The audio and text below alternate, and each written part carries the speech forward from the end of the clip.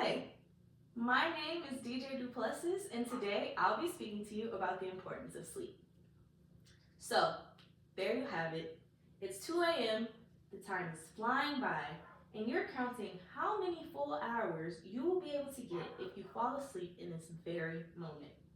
This is unfortunately the third night in a row that you find yourself counting time instead of sheep.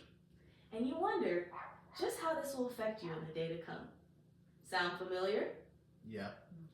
Whether caused by an irresponsible midday nap, too much time binge watching, racing thoughts, or many other reasons, I'm certain we've all found ourselves in a sleepless night too many times to count, and struggled through the following days as a result. As I began to struggle with my own sleep habits, I noticed various other issues begin to emerge in the following days. While I thought at one point these issues were just random occurrences, I began to realize that a lack of energy was not the only problem I would have if I continued on having restless nights.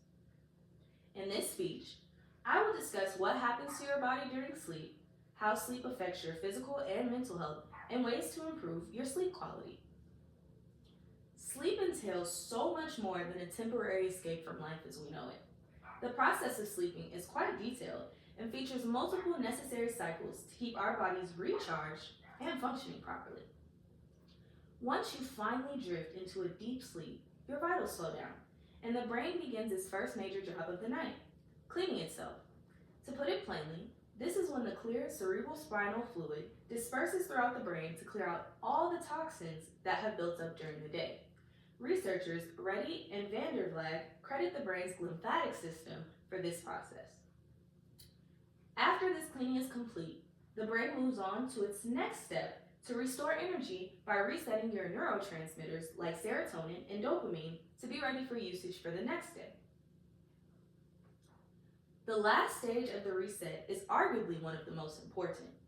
The National Heart, Lung, and Blood Institute states that after the energy is restored, the brain then works to release hormones to repair the body's tissues, muscles, and support the immune system.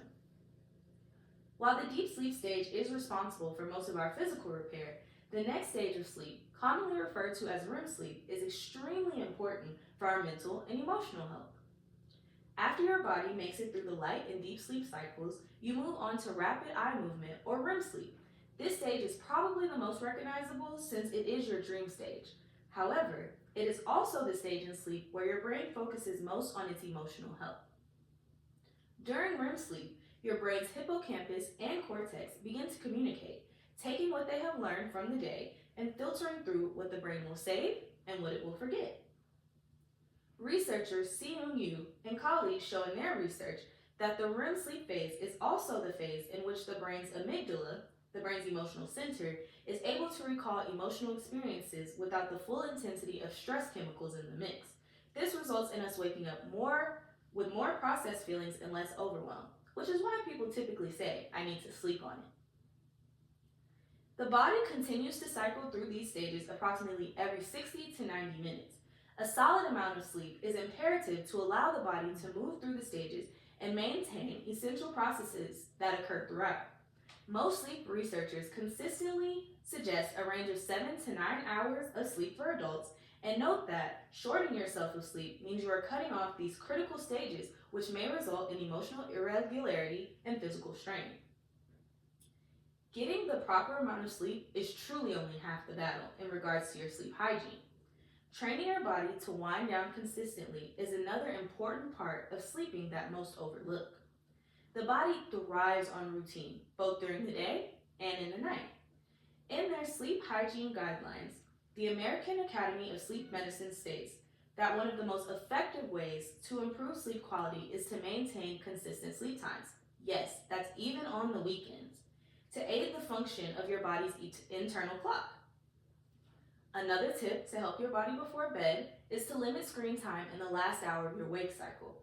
According to a study by Dr. Anne-Marie Chang and her colleagues, blue lights from screens suppresses the body's natural melatonin production and further delays the onset of sleep. Disconnecting allows the body to trigger its built-in signals to wind you down at the end of the day. Once you've disconnected, an additional way to shut your brain down for the day is to create a daily wind-down routine. Whether it includes an evening stretch, journaling, or a warm bath, having a routine of the sort will help to activate the parasympathetic nervous system. This system reduces stress hormones to prepare your brain for sleep. I personally love to enjoy a mug of herbal tea and do my skincare routine to let my body know the day is done and I am ready to sleep. In this speech, we discussed how important sleep is to your general well-being. Primarily, what actually happens to your body when you are sleeping, then how those processes affect your health physically and mentally. And lastly, we discussed tips to improve the quality of your sleep. It is my hope that now that you are equipped with the knowledge, you clock out from your day and give your brain the night shift.